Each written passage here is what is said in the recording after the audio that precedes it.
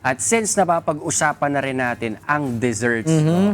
Eh syempre, pag-uusapan namin ni Tini yung ginawa namin sa IDIM. Oo, with kids. nagawa din yan si Iya. Pero yan, pwede na kainin. Pwede Pwede kainin. kainin. Oo, yung ginawa namin. no? Tsaka kahapon ang saya kasi may mga kids kami nakasama.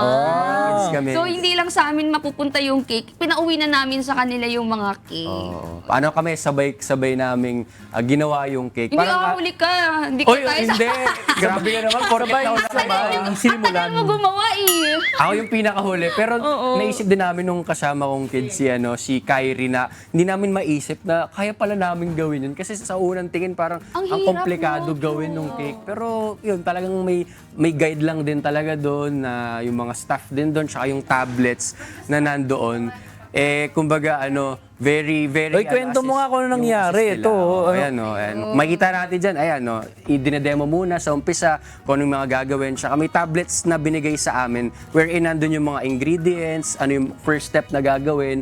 Very, user-friendly din yung tablet. Hindi siya madaling, kumbaga madali siyang sundan. Kasi, nandun na lahat eh. Tapos, ayun, pumunta kami sa mga iba't ibang mga equipment, ganyan. Kaya, ayun, nag-enjoy kami ni Kyrie nung kasama. Okay, ikaw, Timmy. Oo, tsaka ang ano lang dito, sunod tayo dun sa mga rules nila kasi alam ko syempre yung ingredients ay yung paano nila ginagawa. Hindi pwedeng picturean yun sa tablet kasi baka picturean ng mga gustong bumisita. Bawal po yun kasi recipe nila yun. Pero ang isang maganda dito, nakita niyo yun sa may bandang likod nitong area na to. Meron din silang gawaan ng milk tea.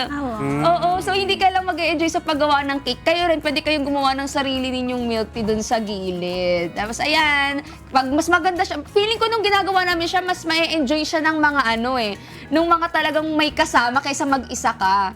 Ganon. Oo. Kaya I advise talaga yon by partner talaga kayong pupunta dyan para mas ma-enjoy nyo siya. Ganon. Tsaka for kids talagang parang sa kanila, nag-e-enjoy sila sa ginagawa. Lalo na pag, kasi sa amin nung kasama kong kids si Kyrie, nagbigayan kami ng mga task. O ikaw maghalo yan, ako kukuha nitong ingredients, ako kukuha ng itlog. Pagkakuha ko ng itlog, o ikaw naman maglagay ng icing. Kumbaga parang parehas kaming may ambag dun sa cake. Kaya nung finished product natuwa kami pareho. Kasi hindi namin akalain na kasi ba may pinapapiling mga dun, mga cakes, kung ano yung mga gusto nyong gawin. Eh, yung sa amin, mukhang mahirap. Pero at the end of the day, kumbaga pa rin namin, accomplish namin. Saka nakakatuwa kasi sobrang accommodating ng mga staff dyan. So kapag medyo parang kinakabahan ka na sa magiging resulta ng cake mo, to the rescue naman sila. So sila yung magre-remedyo pag medyo hindi ka na natutuwa doon sa itsura ng cake mo, tutulungan ka nila tapos makakapag-start ka uli. Kaya ang saya-saya gumawa ng cake dyan. Oo. Tsaka yung may oven din dyan mismo, di ba?